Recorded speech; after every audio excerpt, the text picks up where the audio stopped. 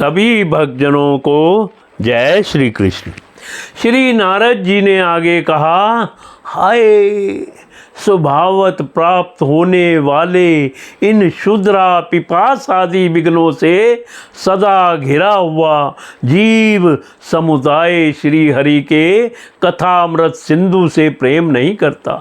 साक्षात प्रजापतियों के पति ब्रह्मा जी, भगवान शंकर, स्वयंभू मनु, दक्षादि प्रजापति गण, सनकादि नैष्टिक ब्रह्मचारी, मरीचि, अति, अंगिरा, पुलस्त्य, पुलह, क्रतु समस्त ब्राह्मण के अधिपति होने पर भी तप, उपासना, भृगु, वशिष्ठ और मैं, ये जितने ब्रह्मवादी मुनिगण हैं सार समाधि के द्वारा ढूंढ ढूंढ कर हार गए। फिर आओ उस सर्व साक्षी परमेश्वर को आज तक ना देख सके।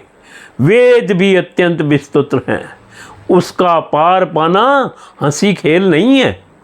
अनेकों महानुभाव उसकी आलोचना करके मंत्रों में बताए हुए ब्रज हस्तवादी गुणों से युक्त इंद्रादि देवताओं के रूप में भिन्न भिन्न कर्मों के द्वारा यद्यपि उस परमात्मा का ही यजन करते हैं, तथापि उसके स्वरूप को वे भी नहीं जानते।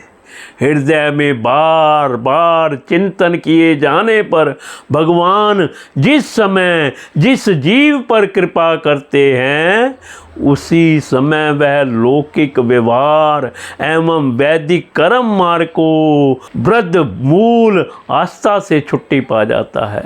ब्राह्मण, तुम इन कर्मों में परमार्थ बुद्धि मत करो, ये सुनने में ही प्रिय जान पड़ते हैं, परमार्थ का तो स्पर्श भी नहीं करते।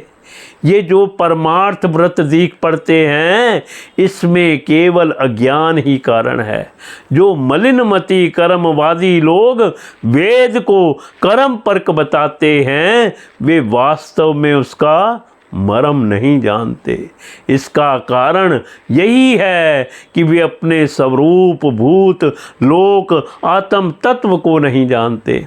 जहाँ साक्षात श्री जनार्दन भगवान विराजमान हैं, पूर्व की ओर अग्रभाग वाले कुशाओं से संपूर्ण भूमंडल को आच्छादित करके अनेकों पशुओं का वध करने से तुम बड़े कर्माभिमानी और उद्यत हो गए हो, किंतु वास्तव में तुम्हें कर्म या उपासना किसी के भी रहस्य का पता नहीं है। वास्तव में कर्म तो वही है जिससे श्री हरि को प्रसन्न किया जा सके, और विद्या भी वही है जिससे भगवान में चित्त लगे। भागवत श्री हरि संपूर्ण देहधारियों के आत्मा नियामक और स्वतंत्र कारण है, अतः उनके चरण तल ही मनुष्यों के एकमात्र आश्रय हैं और उन्हीं से संसार में सबका कल्याण हो सकता है, जिससे किसी को अणु मात्र भी भय नहीं होता।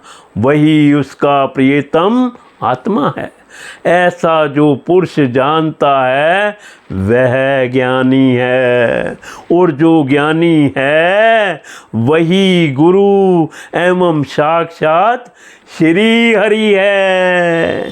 श्री नारद जी कहते हैं, पुरुष श्रेष्ठ, यहाँ तक जो कुछ कहा गया उससे तुम्हारे प्रश्न का उत्तर हो गया।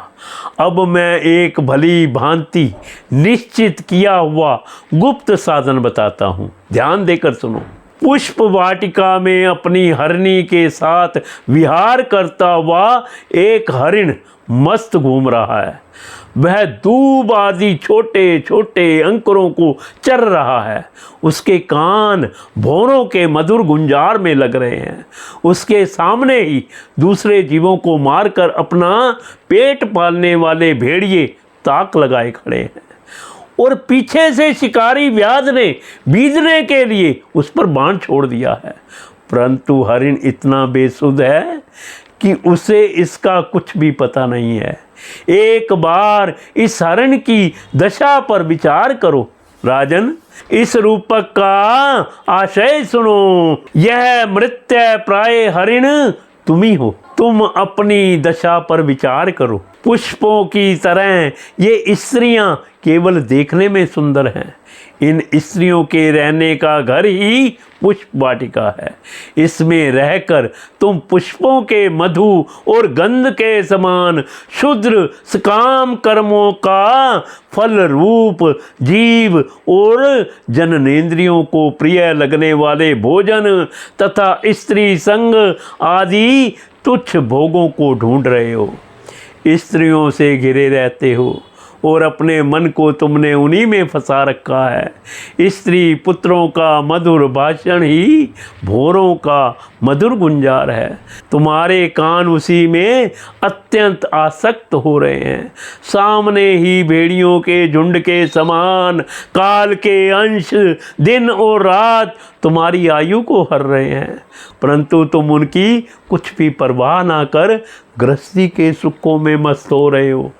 तुम्हारे पीछे गुप चुप लगा हुआ शिकारी काल अपने छिपे हुए बाण से तुम्हारे हृदय को दूर से ही बींध डालना चाहता है।